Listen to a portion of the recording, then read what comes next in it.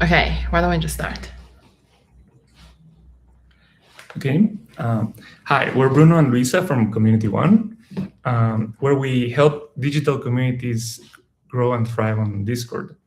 We're always keen on looking at the ways that communities find to grow organically. And one of these special cases is Fboy Order, a server that's like 20,000 members and is on the top 1% of engagement that we've seen.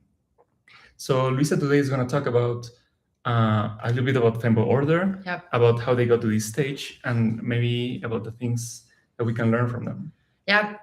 So I don't think some people might know what Fanboy is. It's just basically LGBTQ social communities. And Fanboy Order is a very interesting case because they are really big. They grow really fast over a short amount of time. And most importantly, what we typically see is that if you grow really fast, you don't have engagement. Or engagement goes down. And when we look at the analytics for Fanboy, we realize that it's the opposite. So the more people they have, the more engaging they become. And in fact, in our estimation, people spend about 40 minutes to 2 hours every single day just on that Discord and chatting. What's one of the things, or like the main thing that makes this all these people spend half an hour every day? 2 hours. I think there is this genuine demand for people to want to make friends. And this is totally universal. This happened with kids, with adults. I think just a loneliness pandemic out there. So people go to Fanboy because they identify themselves with the LGBTQ community and they just want to make friends. So when they join a server like Fanboy Order, well, they've clearly made friends. That's why they stay. But most importantly, I think there's always something new coming up in the server every single day. There's new topic, new things, new people to discover. So, I think at 20K, it made it slightly easy for people to just like come back and talk to everybody every day. So I think we can all picture what a very successful server looks like, but we cannot always tell when we're like on the right path to it. How did it look when it was growing, and what did they do to grow so fast? So Kumi is the server owner, and he has been pretty aggressively in terms of growth. But when we look at the analytics, growth really pick up over the past couple months, and I think that that actually corresponding with this secret thing called server tags. It's a very new thing in Discord. So what server tag is this little label right next to your name. And you can click on this label and it will show you what the server is. And because of server tag, I think they grow quite aggressively.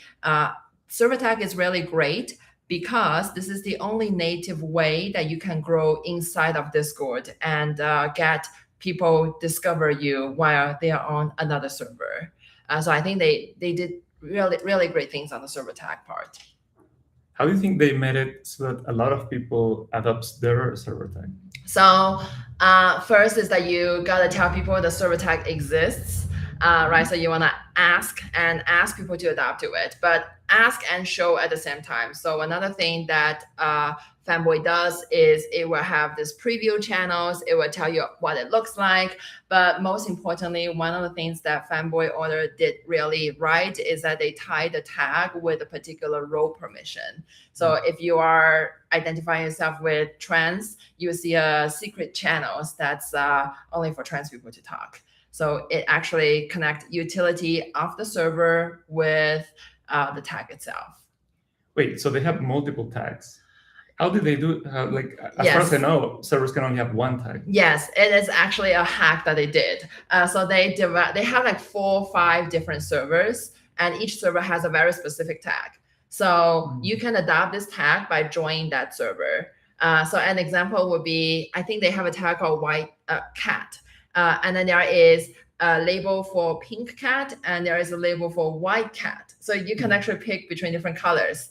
So to get the tag, what you have to do is join that dummy server to get the pink cat, for example.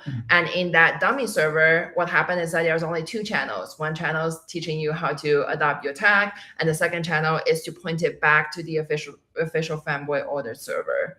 So you could literally like 5 different servers, but it all points to the Fboy Order server. And that's how they get a variety of different tags.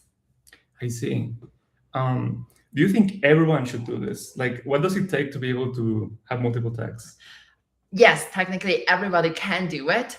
All you have to do is to just set up different dummy server. You want to make sure like the server setup is really clean. People understand that those are the dummy server that will connect you to the right server. But beyond the technical part, I think what you should think about is the care that you go into in developing the server tag.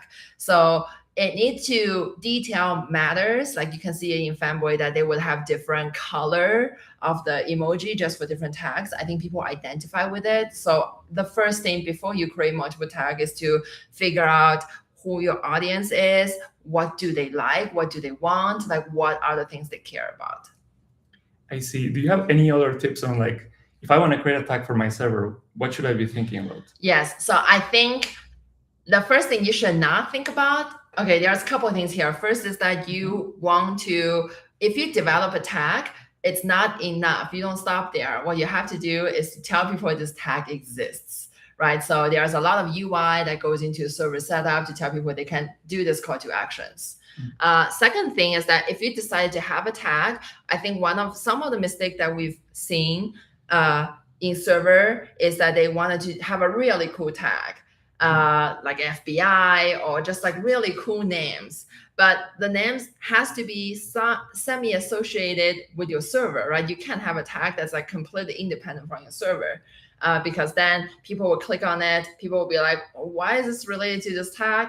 And if you're lucky, they join a server, that's great, but they're just gonna bounce because your server is nothing about the tag, or they're just gonna think that you're trying too hard, which is a big scene in Discord. You think that's like the biggest mistake people do when like picking a tag? Yes. So extreme, right? Extreme, and either you don't talk about it enough, you don't tell people enough, or you just try too hard. I think the perfect tag needs to be a combination of a couple of things. First is that it needs to have a catchy, like 5 letters, 3 to 5 characters that you have. Second is that it needs to like identify with the users that you are trying to recruit, or the members, right? Members need to feel like this is something that they can wear and they will be proud of, or this is like part of them. But the third part is that you can't really swing too far away from what your server actually provide. So that it needs to be a nice balance between those. I see. You think like with all of these changes, is Discord still an underrated platform for building a community, particularly from the point of view of like a creator? Yeah. Yes and no. I think for kids, a lot of like, I think Discord demographic group still is quite young, so they understand it. They understand that Discord is a place where you can spend like 14 hours a day, every single day on it. So it's not underrated for them. But if you're coming from a brand point of view, if you are pretty established creators, or you're just starting out, you don't necessarily think Discord is a great place. I think there are some issues with Discord that needs to be resolved. It's intensive amount of work. But the good thing is that you don't have to do all of it. Eventually, you're going to get help. And you have to spend a lot of hours working on it. So that's, I feel like, is something people will be afraid of. But Discord is truly unique because in the community settings, you are not the only one that really spend efforts on it. It's really a group effort. It's like a bunch of people who really care about this common missions, and it's going to help you get there.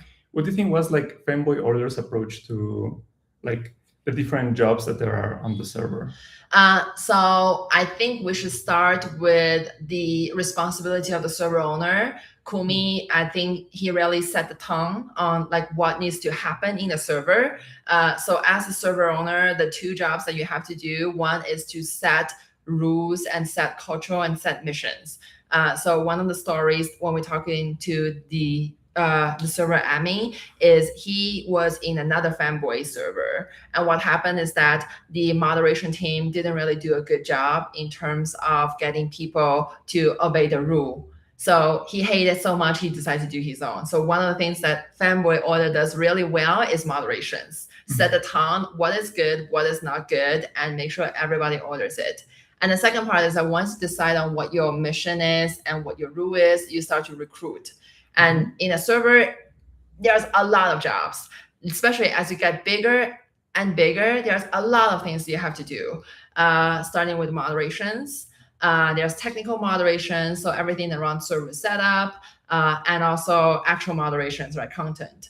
And second part is marketing. So in marketing, there's content writing. How do you talk about your server? There's like video YouTubers, small YouTubers to do like video marketing. So there's actually a lot of things happening in the community. What do you think is like the best way to recruit people for your Discord server? Yeah.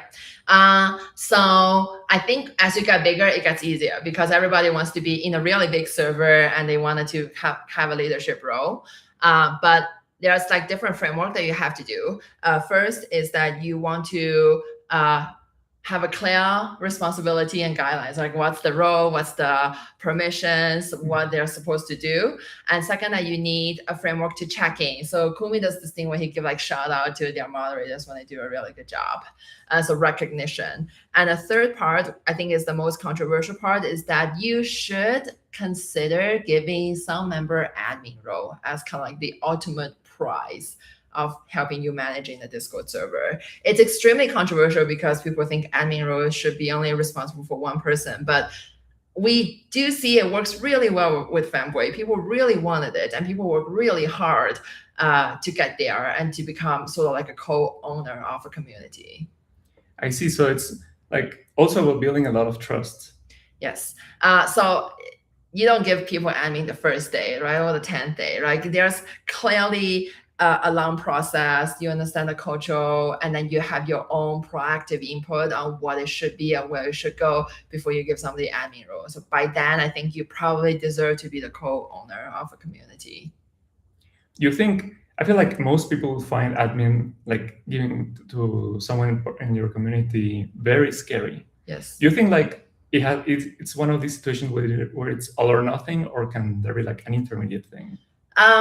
I think there is a lot of intermediate ways that you can promote someone, right? You can progressively give them more permissions. You can give them ban, kick, all those other permissions, manage channel permissions, which is like the highest one that our bot would ask.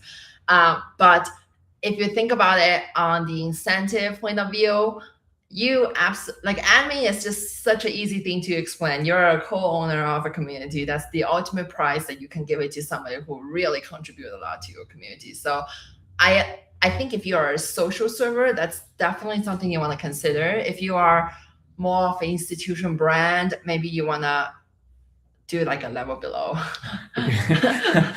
Earlier you mentioned server setup. Yeah. How important is your server layout, and what are like things that everyone should be doing? So when we're looking at Fboy, I think we always think server setup is really important, but it takes on a different level. The reason is because how your server looks determines the first impression. It tells people what you are. You should never assume that people know what you are before they join your server. What you can do, so there are different things you can do on it. Are you hosting events? Are you being active? And very importantly, what you cannot do. That also shows up in the first server in many different ways, in a subtle ways. So I guess it ties to the second question about what you should have in the channels. You should think about a user journey as kind of like a music sheet. There is the fast beat, there is the slow beat, and there is everything in between. You have to understand some people like forums. So they like forum way of communicating. So they don't like to chat. It's like very foreign. Like I'm old, so it's very foreign for me to chat really fast. So they like forum better. So some people like that. Some people like voice chat only. They wouldn't even chat on general chat. Some people don't like to say in text. They like to send emojis first. So you have to like provide that kind of environment. So a great community, I think Fboy does it really well, is to just like tell you from the server setup, there are different things that you can do. There are different pace that you can allow yourself to be inside the server and start to get more familiar with it. Okay, but like, let's say that Fboy is already a big server and it has like a ton of channels and a lot of things to do. Yeah. Do you think like that's the end goal of a server, just to like try to cater to all the different things that people would want to do? Yes, I would say it depends on the mission of the server. So for example, us at Community One, we are more like support driven. So I don't know if that's appropriate for us. But if you're a social communities, like remember, there's a lot of people on Discord looking for friends. If you're a social communities, you need to have a unique identity, but people can't possibly just love this one thing, right? So you want people to be able to pick the things they are interested in. So some of the common things that you can see across different social server are pets, food, fitness, soccer, sports. Those are like universal topic. You're gonna have like a subgroup of people who were totally into it. And I think that's kind of like a deeper way of engaging and letting them to spend more time in your communities. But like you don't get to 20 channels one day. Like if you have 100 people in your server, you should absolutely not have 20 channels. That's kind of like where the job of the moderator comes in, right? They notice something is happening, something is moving really fast. They notice people are talking about this thing. Then they add one channel after another.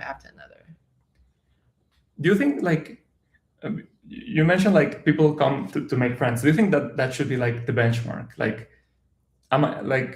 perhaps if I could make friends in my own server, or I feel like is that a good way to go about it? Yes, I think yes. That's kind of like the holy grail of an online community, and it is the hardest thing to do, because what you're essentially doing is asking a bunch of strangers who have know each other to create this great environment where they can all be happy. That's really hard. That's not something, I'm glad to say, AI cannot replace. You need to put a lot of care into it, and it's really like one member at a time. I think what Kumi did at the very beginning is that he is the one that literally greet everybody. Like it really is like building one person at a time sort of a journey to get to a wholesome place. You know, nowadays you'll go there and it's just like an endless stream of chat that moves so fast. Yes. Now I've been curious about this feature myself. Like, what's the right way to use slow mode? Because so far, I would think like there's no reason to use slow mode, but perhaps there is in a community like. Yes. So I think slow mode is great if your community is super active. And the reason is because when you have an extremely active community, you see the chats just fly by. And imagine if you just join this community, it is extremely intimidating. So slow mode is kind of like the newbie version of your actual community, because everything goes a little bit slower. So if you're new, you actually tend to go to the slow mode first, just to get familiar with the community, get to know like how they talk before you jump into this really fast stream. So it's actually kind of like a new onboarding process for new members. I see, because the way I was thinking about it is like, would you rather have like a general 2, a general 3 when there's so much activity, or just use slow mode? But what you're saying is like, perhaps there's some balance and you can use both. Yes. So I think a visual way you can think about it is like you have to have the slow beat and the fast beat in the song. Otherwise, it's just like too overwhelming. It's like a rave situation. So the slow mode is like for people who don't want to be overwhelmed with so many messages to jump in. So it's like almost like a different type of personality that you're trying to accommodate in the community. Okay, this may be a bit of a tough question. So Fboy Order is already very engaging, and it's already very big. How do you think about growth when you're at this stage? Oh, for Fboy, I know that Kumi is doing more stuff related to video. I think Fboy is a very good popular topic that you can get a lot of users if you have the right videos. So YouTube Shorts, I know they are recruiting a lot of community members to help them advertise on the Shorts part. And I think one of the interesting things is how niche the community is. Like it's actually not that niche, because there's like a whole universe of Fboy and different like long branches of communities that you can form. But like I would say like one of the things you need to do in your community is to like pick an audience, and you have to own this audience. Like you don't want to expand it to like non-Fboy, right? So once you have that, the message is clear. I feel like it's easy to do more marketing at that front, and you probably don't do it inside of Discord. You're probably going to try one of the social media platforms to continue to grow. Okay, so Fort Royale 2D says, hi, Luisa. Hi, everyone. Hi. Hi. If you have any questions, feel free to write them. That's right. Perhaps Luisa here can answer them. Yes. So as a final question, what is, well, there's two parts to this question. What is the most important thing a server owner should have in mind all the time? And what's the number one thing that you see that kills an already lively community? I think Kumi does this really well in terms of the number one thing you should have in mind, which is who you are serving. I think Kumi comes from, I guess, the fanboy community before, so he understands this is what he serves. Having identity is really important because then you can say no to some people. And when you say no to some people, you open doors for the people, for some people that will absolutely come in. I think one of the mistakes people make, if they wanted to just have a server for the sake of a server, is that they want everybody to be in. But that's not how community works, because if you're serving everybody, you're serving nobody. And then once you have an audience, then you think about the problem they're facing. For example, right, in fanboy community, a big problem is that safety and security. And that's a unique problem for them. Well, I don't think it's that unique, but it's particularly horrible for them. So that's when all the safety, security, and all those training, moderations comes in, right? So depending on the audience, you start thinking about the problems they are facing, and then you try to make your community work better on the problem so that they feel better in your community versus all the other communities that serve similar to them. What's the second question? What's the thing that, like, the number one thing that you see that kills an already lively community? In the very particular case of Fanboy, I can tell you it is really safety and security, because in our previous, we know a lot of server that used to be really strong, and then there's like YouTube expose, and then they just like, it turned out they are absolutely horrible server. So safety and security is a really big problem. I think it's a big problem for everybody. But if you are not kind of like a fanboy communities, but you're a social communities, one of the things you should be aware is having bad moderators. Like, it's kind of like if you have like one apple rotten, the whole basket is rotten. It's kind of like that. If you have the wrong moderators, what could happen is that every other good moderators would be like, why is this bad moderator still there? I'm not going to do my job anymore. And then everybody would just like, this, nobody is doing moderation, so they all leave. So you should be aware, even though your server is like kind of okay, if you have one bad actor that's on your core team, that's going to ruin the whole thing. And then I think those are the most dangerous ones. Sometimes we see really good server got nuked. And it's almost always personal. It's usually somebody who had a grudge against the moderators for an unjust that they feel. So they just go back to revenge and nuke the entire server. So nuking means that they hack into one of your accounts. It could be like a social engineering thing. They take over the admin permissions, and they would just start to systematically kick everybody out. That's what like nuking typically involves. So yeah, I think emotions are real in the community. Like you want to be a fair, you want to have a fair system to make sure like you can accommodate everybody in a fair way, and also punish bad actors when you need to. Yeah. Okay. Any other questions from any of our audience? Okay. If there is no, I appreciate that everybody shows up. We are going to circulate a higher quality version of this thing very soon, and we will see you next time. Bye. Bye.